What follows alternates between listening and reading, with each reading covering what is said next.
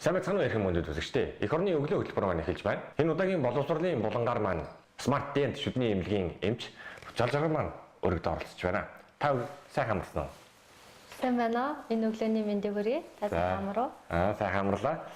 Тэгээд өнөөдөр бид одоо төрөлт ихсэж гин. Тэгээд хүүхдүүд бас их чихэр боо иддэг болсон байна. Тийм учраас бидний өнөөдрийн сонгож авсан сэдв бол хүүхдийн амны эрүүл ахуйн талаар бид ярих гэж бодлоо.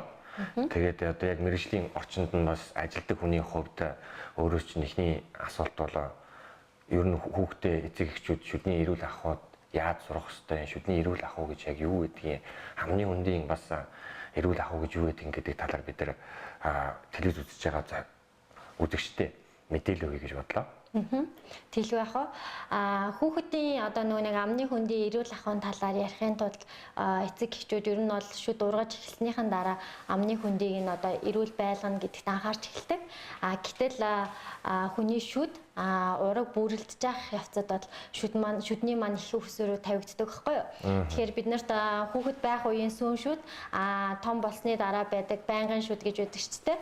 Тэгэхээр ургийн одоо их жирэмсэн болоод ургийн нэг 6-аас 7 хоног гэхээр нэг ихний сар гарантайд нь бол сүүн шүдний их өсвөрөөр тавигддаг байхгүй юу? Тэгээд ургийн 15-аас 17 дахь 7 хоног буюу 3.5-аас 4 сартад гэсэн үг байнгын шүдний их өсвөрөд тавигддаг гэсэн үг. Ураг бүрлдэж явах явцад тэр явцад их маань ямар нэгэн өвчин эмгийг тусах юм уу те эсвэл ханаа түрээд антибиотик хэрэглэх ч юм уу тэгсэн тохиолдолд нөгөө шүдний маань их өсвөрөд тавигдж явах их өсвөрүүд маань гэмтдэг байхгүй.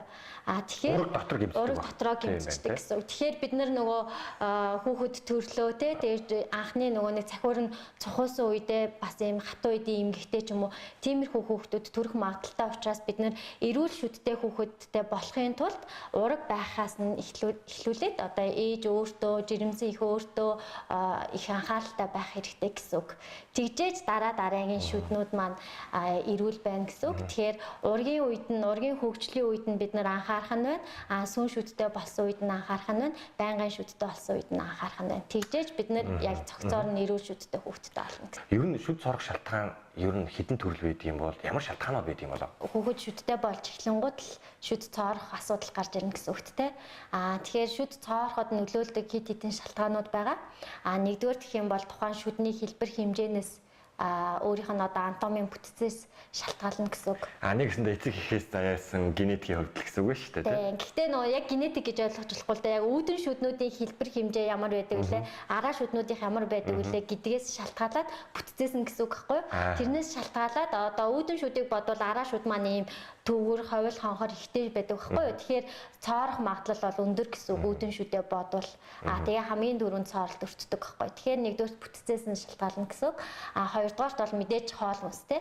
Яг ямар хоол хүнс хэрглэж байгаагаас шалтгаална. Нүүрс усаар их баялаг одоо чихэр бичэн ч юм уу те. Шүдэнд их юм наалтамтгай хоол хүнсийг хэрглэх юм бол шүд цооролт өртөх магадлал өндөртэй гэсэн үг. Гуравдугаарт гэх юм бол яг нөгөө цоорлыг үүсгэж байгаа яг тодорхой хэмжээний бактериуд байгаа. Нэг гэсэн үг. Ямар нянгууд байх вэ? Цоорлыг үүсгэж байгаа нянг бол Streptococcus mutans, Streptococcus aureus гэдэг хоёр янзын бактери байгаа. Тэгэхээр бактери гэдэг маань дөнгөж одоо төрсэн хүүхэд яаж бактериар халдварлагдах вэ те? Шүдэн ургацаа одоо цахиур нь нэг 6 сартаа гарлаа гэж бодоход нэгээс 2 настайд хүүхдийн шүд цоорсон байлаа гэхэд яаж тэр бактерийн халдвар авах вэ гэхээр зарим эцэг эхчүүд нөгөө нэг хүүхдээ хооллохдоо өөрийнхөө нөгөө амандаа хоолыг хөргөөж өгдөг шүү дээ. Тэр маань нэг гэсэндээ одоо ээжийн аманд байгаа бактери хүүхдэд дамжиж гэнэ гэсэн үг. Тэгэхээр хеликобактер хүртэл одоо дамжина гэсэн үг. Тийм шүү дээ. Хеликобактер ч гэсэндээ хэрглэж байгаа одоо миний хэрглэж байгаа халбах сэрээ би хеликобактертай байгаад би өөрөө хэргэлдэг халбах сэрээгээр хүүхдэд хооллох юм бол хүүхдэд маань хеликобактер дамжина гэсэн үг байхгүй.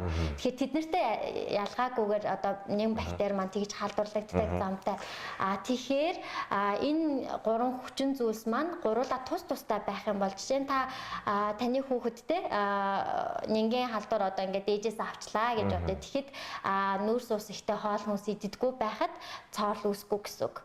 Энэ гурван хүчин зүйлс маань яг нэг цэгт одоо яг нэг цаг мөчөд ингэж гуруула зэрэг байснаар цоорл үүснэ. Тэгвэл таны энэ гурван шалтгаан байла тийм ээ. Энээс юу яаж урьдчилан зэрэглэх хэрэгтэй юм бэ? Цоорлоос урьдчилан сэргийлэх хэд хэдэн аргууд бол байгаа. Нэг жишээ ярихад бол ийм одоо би шүдний эмч хийгээд нэг бүр олон жил болоогүй л дээ. Нэг 6 жил болж байна. Гэтэл над дээр 6 жилийн туршид нэг л удаа нэг аав орж ирсэн. Тэр айгүй мундаг залуу байсан л да. Яагаад гэсэн чинь би одоо удахгүй сарын дараа хүүхэдтэй болох гэж байгаа. Тэгээд миний амны хүндэд ямар нэгэн цоорсон шүд байвал би тэрийг эмчлүүлэх бол би хүүхдээ үнсээд ч юм уу те хүүхдээ хооллохдоо санаандгүй ингээд халдвар тараачч магадгүй учраас миний шүдийг эмчлээд өгөөч. Ямар ч цоорсон шүд байхгүй болгоод өгөөч гэж орж ирсэн байхгүй юу. Тэгэхээр эцэг эхийн нэгдүгürt боловсрал, эрүүл мэндийн боловсрал мэдээж хамгийн чухал зүйл. Тэгээд дараа нь шүдний эмчэд очиж те шүдээ яаж хамгаалах вэ гэдэг маань мэргэжлийн зөвлөгөө үйлчилгээ авах хэрэгтэй гэсэн үг. Тэгээд урьдчилан сэргийлэлт маань шүдийг нөгөө нэг хамгаалах хамгийн том арга чинь ерөөсөө шүдээ угаах байхгүй. Эцэг эхчүүд ерөнхийдөө ихэвчлэн тэгдэлдээ нэг нас хүрээд ч юм уу те 2 нас хүрэх гэж яхад дөнгөж шүдийг угааж эхэлж байгаа гэж их орлон орж ирдэг байхгүй тийм тохиолдолд. Тэгэхээр шүдийг хизээ угааж эхлэх ёстой вэ? Өдөрт хэдэн удаа угаах ёстой вэ гэж шүд угаах арга техникийн талаар бол мэдээлэл ерөнхийдөө бол их байх ёстой гэсэн үг. Тэгэхээр хүүхэд дөнгөж нөгөө захиурын цуугаал эхэллээ шүү дээ тий 2 шүдтэй болоод эхлэе гэхэд тэндээс л угааж эхлэх ёстой гэсэн үг. Тэгэнгүүт ээж аавд ийм асуудал гарч ирдэг л дээ. Тийм жоохон нэрэг одоо яаж тэ сойз бариад угаах юм бэ гэл тиймэрхүү асуудал. Хайрлаад байна уу тий хүүхдээ. Нөгөө хүрч чадахгүй тий бас харин тий. Тэгэхээр ч нөгөө тэр үед заавчгүй нөгөө сойзоор ч юм уу тий оогоор угаах бол шаардлага байхгүй. Одоо юу доорх материалаар марл гэдэг штэ тий. Марлыг ерөөсөө 7 хуруундаа ороож байгаа л ерөөсөө тэр 2 жижигхэн шүдийг ингээд угаахад хангалттай хэмжээний тэр шүдэн дээр цогцсон өнгөрийг арилгаж. Гэхдээ марл нэг юм норох байлгүй. Эсвэл одоо буцас уусанд орох хэрэгтэй тий. Бүлийн буцас уусанд орж байгаа дугаах. Өдөрт ер нь шүдээ хүүхдээ одоо 6-7 насны хүүхэд хэдэн удаа угаах хэрэгтэй юм бол? Ер нь бол шүдийг бол хоолунд эзний дараа л угаах хэрэгтэй. Гэхдээ өдөрт нэг 2-3 удаа угаахад бол хангалттай гэж үздэг. Шүдний цооролтоос ахуйн боловсролгүйгээс болоод үр дагаврууд ер нь их байдаг биз? Нянгаар халдварлагдж байгаа учраас амны хүндийн маань хоол боловсруулах эрхтэн системийн ерөөсөө хамгийн анхны одоо үе шатнд байдаг учраас амны хүндид ямар нэгэн нэм бактери байлаа гэхэд тэрийг бид нар нөгөө хоол унд идэх болгондоо л залгаад байна шүү дээ. Тэгэхээр нөгөө хоолны ангин гэж ярьдаг шүү дээ. Тэр ангийн маань үүсэх магадлал ерөнхийдөө бол хамгийн өндөр гэсэн үг. Тэгээ дээрэс нь бас нөгөө нэг юу вэ л та шүд цоорчлоо. Тэнгууд бидний нөгөө нэг жажлах үйл алдагдсан шүү дээ. Одоо нэг талдаа шүднүүд цоорсон байхад бид нар зөвхөн нэг талаараа идэх ч юм уу те. Тэгэхэд нөгөө нэг хүүхдийн одоо эрүүний үеийн дээр ачаал үүснэ, хоолоо сайн боловсруулж идэж чадахгүй болно. Тэгээ нөгөө нэг хүүхэд чинь шүднүүд нь бүрэн бүтэн байж иж хоолыг айгуу сайн ингэж нөгөө идэвхтэй идэж шүү дээ. Тэгэхээр нэг шүдэн цоорсон байхад нөгөө жажлах үйл маань алдагдаад эхлэнгууд хоол идэх дуршил багасна те. Зовоор өгнө. Иймэрхүү үр дагаврууд байна л да ер нь бол. Тэгэхээр би танаас нэг юм эргүүлээд асууя та. За та өглөө босонгуудаа шүдээ угааж гин үү? Цай ундаа уусныхаа дараа шүдээ угааж гинэ. Би өглөө босонгуудаа хамгийн түрүүнд өлөн гэц дээр ботсон ус уудаг. Ер нь бол өглөө бол усанд ордог. Тэгээд усанд орж явахдаа би шүдээ угаадаг. Тэгээд өглөөнийхөө цайг угаад. Тэгээд өглөөнийхөө цайг угаад тий.